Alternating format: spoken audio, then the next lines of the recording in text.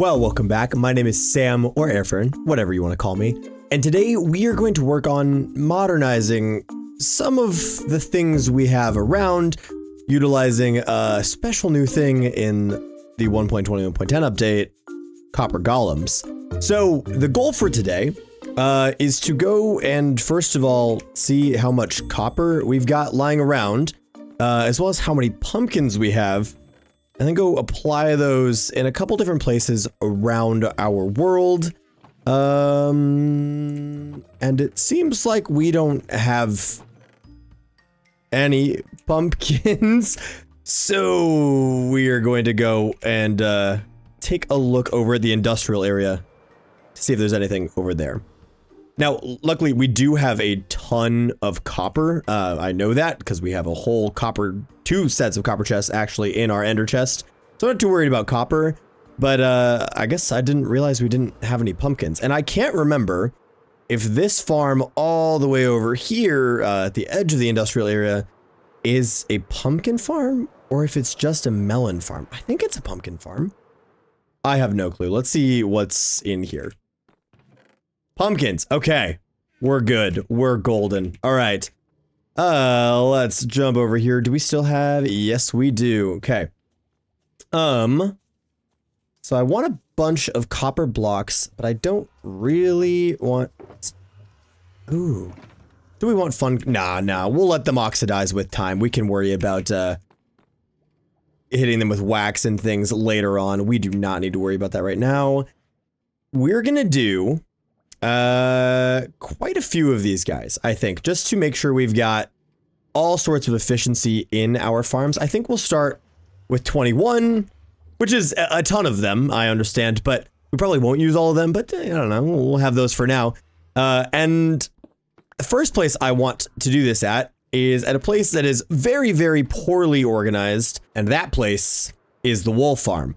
You see, when we put this together, I kind of just went wild on throwing all of this together and putting them all together, but because of how it all lines up, we get a ton of different types of wool in each thing, and they're lightly organized. Like, as you can see, like, we don't have any blue in there, but we don't have any, you know, white all the way down here.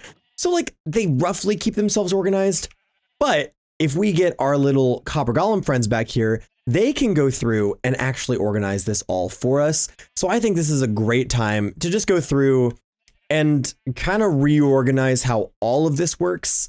And hopefully it'll look a lot better once we've done that. So I think the very first thing we can do is tear down all of this and then maybe set up a system for how we're going to have these all organized going forward. I think they'll fit under this, so we might just have what we need. And with all of those chests now removed, what we need to do now is take down all of this bottom. Honestly, we need to get rid of both of these rows, actually, on both sides. And we're going to have these all funnel in to a couple of different copper chests that the golems will use to organize. So I think let's tear them down on both sides, and then we can figure out what the design is going to be to make this all work out. So I do still want there to be a chest for each color so that we can walk in and be like, oh yes, this is the color we need, and we can grab it and go. But I think we maybe need to figure out how many colors there actually are so that I can, you know, do this correctly. And I think if we just do, oh, I don't know, like this, and there we go. So now everything has a nice spot to actually be at. Now the question is, if I put a chest like this, can it open? It can open. Sweet. Okay. So now what we're going to do, since we have all of these colors in place, is we're going to go ahead and just place all of our chests, oh gosh, going this way. And this will be what our little golems drop all of the different colors of wool into. Yeah, and we can still access these. They'll still open. So that works out really well. And just to keep it all opening the same way, we'll do the same kind of pattern this way too.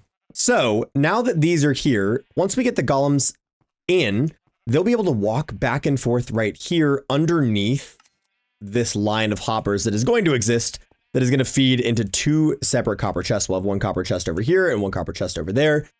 They'll feed into each other. And then the little golem guys will walk over here. They'll open this chest. They'll run back. They'll drop in the right spot. And then they'll do the same thing over and over again.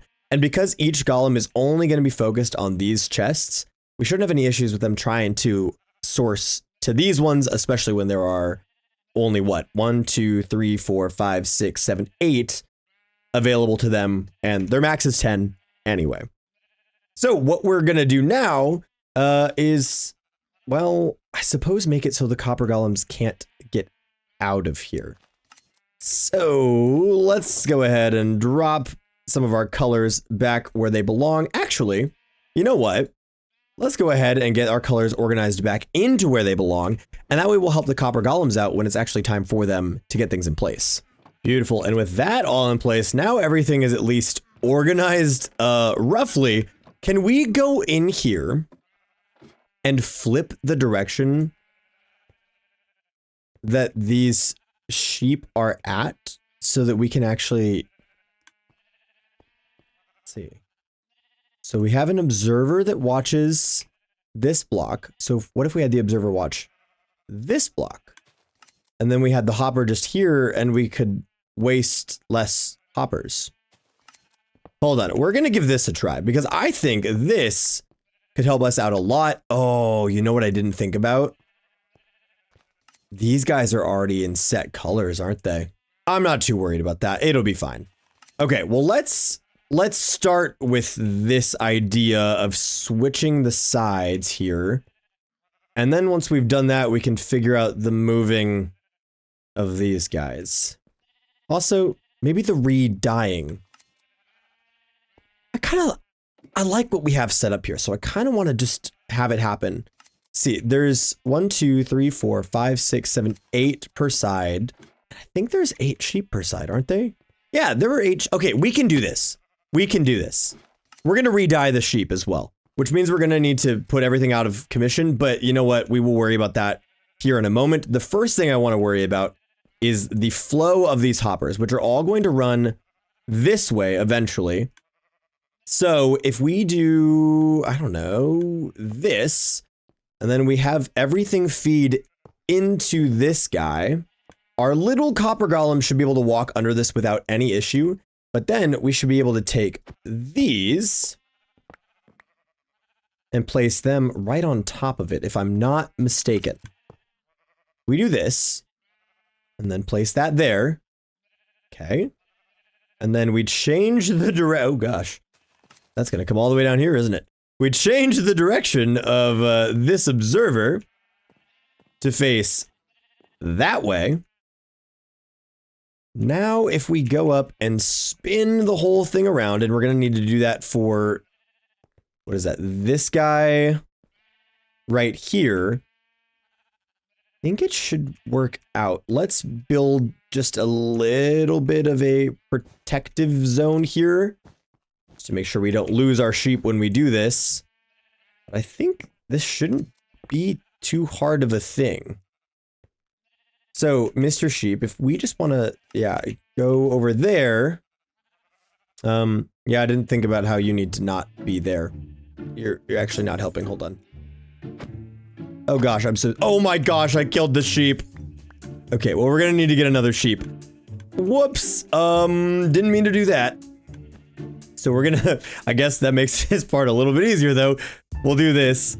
We will go ahead and put all of the shulker, or what are these called? The shears? Back into this. And that way we won't have any issues. I feel bad. I did not mean to lead that sheep to its demise.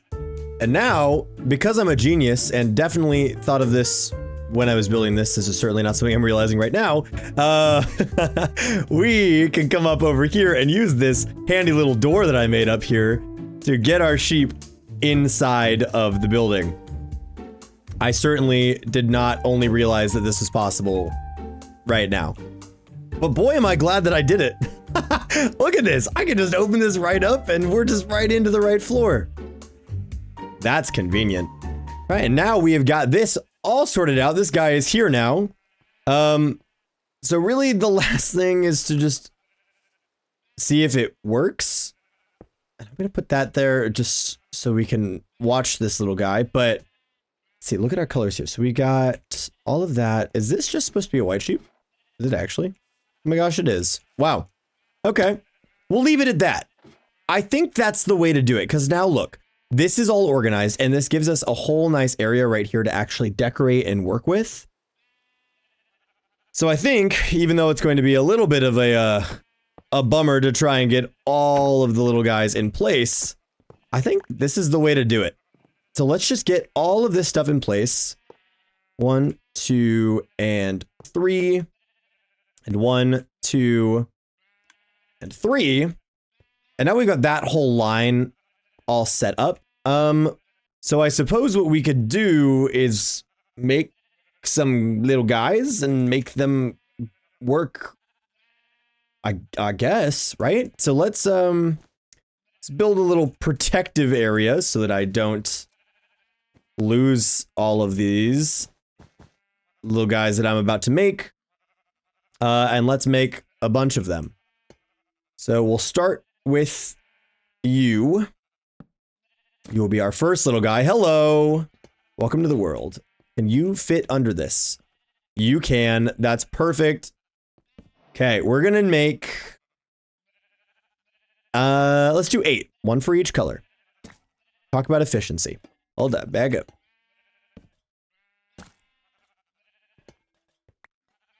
Okay, well... Brother got free. Okay, he's just on the other side. That's okay. He can be over there. All right.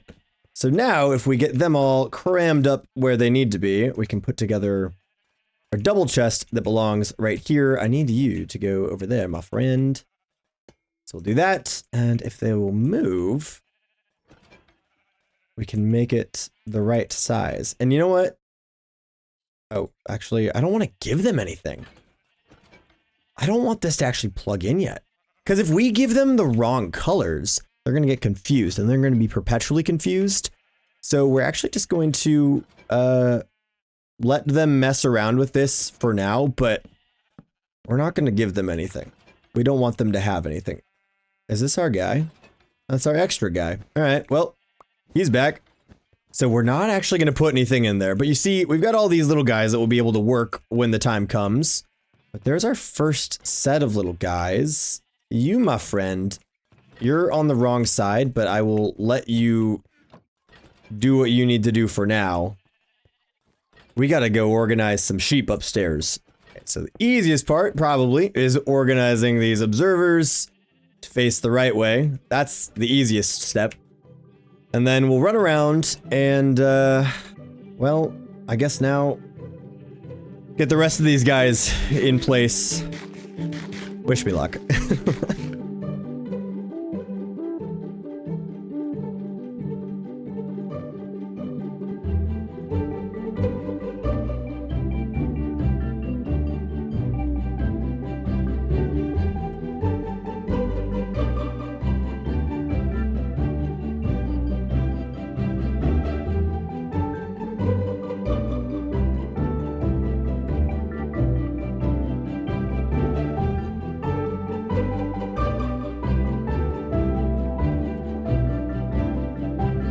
And with that, we have finished redoing the wool farm, which is wild. You can see I had to get a lot of different materials out, but let's turn around and take a look. Now, I did go through and just do a very, very, very basic interior, just so that it looked kind of filled in.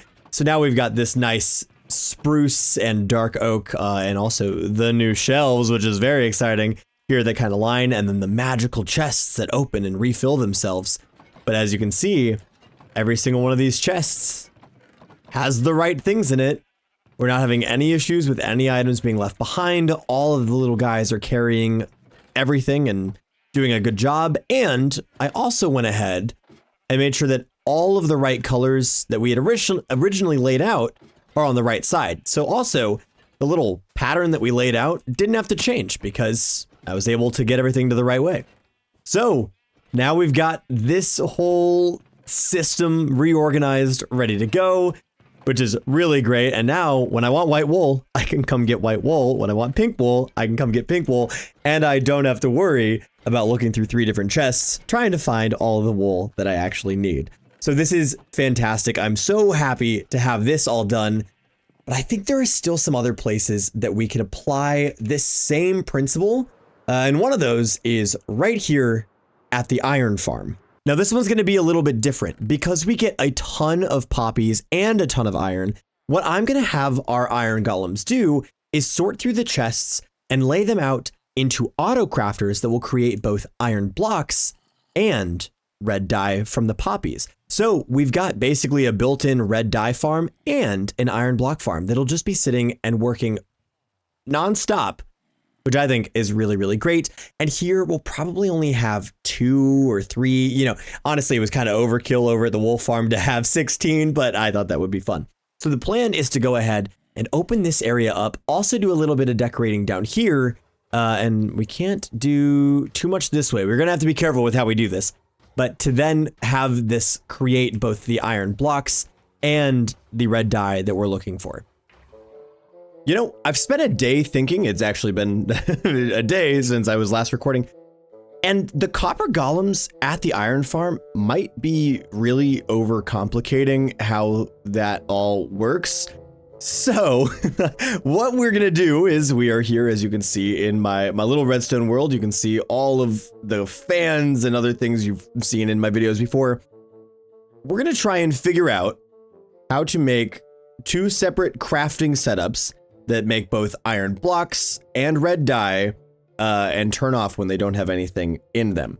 So what you can see behind me is I was just kind of experimenting with this to see if a crafter actually puts out a redstone signal based off what's in it. So as you can see, there is a redstone signal of 3 coming out of this right now. So because it has that signal of 3, you can see we have 3 items in here, and it doesn't matter where those 3 items are, it'll still put out that signal. But if we go ahead and turn off any of the sections, does that leave a signal? It does. Okay, see, this is what I was interested in. Because if we're going to have all of these off and then have, when the poppies come through, have it auto craft the red dye, it's going to be putting out a redstone signal of 8. It should be. So 1, 2, 3, 4, 5, 6, 7, 8. Yeah. And then once we get the poppy in, it should boost that up to 9. So 1, 2, 3, 4, 5, 6, 7, 8, 9. Yeah. So we want, anytime there's a poppy in this, for the signal of 9 to power and run the circuit that makes this turn on, but we only want it to happen when there's a signal of 9. So in order to not have this be a super long mess, what we're going to do is have a thing run into the side of this. Actually, we're going to have another comparator run into the side of this. We're going to grab maybe a lectern. And then we're going to make a little redstone book. If we go to page 8, I think, we should have this and subtract. Yes, okay. So now you can see only this block right here, only this one is powered. And if we take out this, it'll turn off the power. And that's because there's a signal of 8 right here that is flowing into this comparator at the side. And this is saying to this comparator, hey, don't let anything that is less than or equal to 8. So if we throw in the 9th piece, we get the power. And that's what we want, because when this goes, we want this to then go and fire directly into the crafter. And then that way, anytime that a poppy should pop into this, we should see it craft. And then if we take all of these out and just put in one, it should stop. And that's how we'll make it so the crafter is not working 100% of the time at all times. So as you can see, this is a very small crafting system. It really doesn't take much at all. And also it is very quiet, as you can hear. It's very quiet. So it works very well. Actually, it was a lot more simple than I thought it was going to be. So this gives us what we need for the poppy side of this. We're basically going to replicate this entire thing just for the iron side, except for iron blocks, you need to have this entire thing open. So once again, we don't want anything with a signal less than or equal to 8 going through this. So we want that to get stopped. But if we go ahead and drop in 9 of these iron ingots, which we'll grab them right here, we should see anytime that this fills up to 9, it'll fire. And that's going to make us the blocks. So it appears this system is working pretty well. It's not going to make any iron nuggets, as you can see, because once again, this signal of 1 will not make it through this lock. So what we need to do now is have a little sorting system that'll feed into these and then make these work for us. So I think the next step is to just run over here really quick and build ourselves just a little bit of a sorting system to actually put this all together. And then with this in place, what we're going to do next is place in our crafters, which I'm going to have face... Ooh, I hope that doesn't get powered. Hold on. They're actually going to be out like this. We're going to have them be a block out from here like this. You know what? Actually, we're changing the design just slightly. I'm going to move these actually off to the sides to make them a little easier for the systems to interact with. So let's just go ahead and drop our ingots and our poppies back in here, and we should see them get sorted appropriately. As you can see, well, it's going to go through the ingots first, but you can see the ingots are filling up appropriately, and now we'll see some of the poppies come through, and they are going to go exactly how they need to, except for the fact that I messed up. Hold on. So now we've got these systems back to how they need to be, but I needed just a little bit more space to make sure that we could actually fit in the same-ish system that we had going on here. Okay. So a little, probably more complicated. I probably could have looked this up and found a simpler way, but you know what? We've got a little system that takes the input from the iron farm, sorts it out, and puts it through these crafters and does exactly what we need it to do and puts it in safe places. Now the only thing that we need to figure out is the returning these items to the top where we can actually like interact with them. So what I'm thinking for that is just a simple bubble elevator system that maybe we'll have run to the other side of the room. So you can see, we'll just have this be the floor here. So we can kind of see what that looks like. And we'll have it go just simply over. And then maybe right here will be the bubble column that shoots all of it up to a collection zone. So now with this system all in place, obviously, it is going to change how we enter and look around in that area down there at the iron farm. I've just had a great idea. What if instead of having it all come down into that area, we have it shoot all the way up and out to the top? And then eventually we can actually get a build up there to collect all of this stuff. I'm feeling inspired. Okay, I know what we're gonna do. This is just a proof of concept, but honestly, this part right here is gonna go up significantly higher, I think, to make sure it works. So I'm happy with, I'm really happy with this, to be entirely honest. So let's just grab what we need from it and let's take it back to the real world. All right, we are back in the solo world, and I've gone ahead and collected everything that we need for this. It's actually all right here in this shulker box. So what we're gonna do now is pop on down here and figure out how it's actually all going to flow together, and hopefully we're not going to run into any snags and hit any of these rooms down here. You shouldn't be here. So I suppose without further ado, let's go ahead and get this built as well.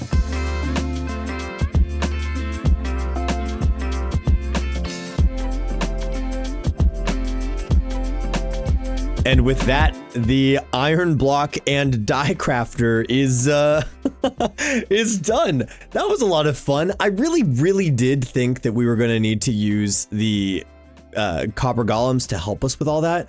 But honestly, this system turned out really great. Do you have anything good? We'll talk later. But like, it sends everything up. It all lands here. And now just look at the absolute ton of iron and dye that we've already got. And honestly, did I even pick up? I haven't picked up any other dyes, have I? No, I haven't. Okay. But then if we go down here, you'll see there is so much of a backlog that we still haven't even started touching what's actually in this chest. It just autofills immediately. So we're currently working through all 9 of these hoppers back here, but it's working so great. And honestly, I dropped a couple pieces of wool through to make sure that the trash chest worked, and it worked perfect. So we have right here, as you just see, I just picked that up. This is cooking on the red dye. It is putting out so much red dye. And then over here, we also have a absolute ton of iron blocks just flying off the shelves here. And it is so awesome. But as you can see, we are still working our way through these. And luckily, it appears that maybe we're getting close to the end of it.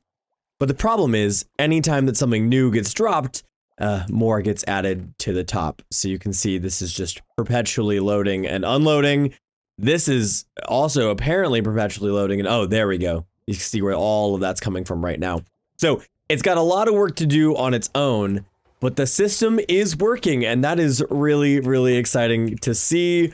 Yeah, I'm happy with this. Now, of course, what is up here at the top is not permanent. You know, this little thing of wool that we have going on right here is not permanent. We've been needing to build around this for a long time. So this really just lights that fire to get us actually working on something to put over this entire space. But at least for the meantime, we have a nice place that is actually storing everything that we've been working toward. I mean, this is awesome. This is so cool to see. And I mean, you can even see the little blocks as they come up. There's one, it was just so quick, but there it was right there. I think the red dye is taking a pause right now because it's so focused on the iron. But my goodness, this turned out great. But as you can imagine, this and all of the work that we've put in today is, well, really all the time that I have for today. So we're going to go ahead and call it right here. We have done a ton with both getting the wool farm completely organized using our copper golem buddies, and also now getting a nice new system put together to organize our iron farm. I am so happy about that, and I thank you so much for hanging out and bearing with me as I figured it all out today. So, as always, thank you so much for watching. If you're new or you find yourself coming back, consider subscribing. I would love to have you around, but regardless, take care, and I will see you soon.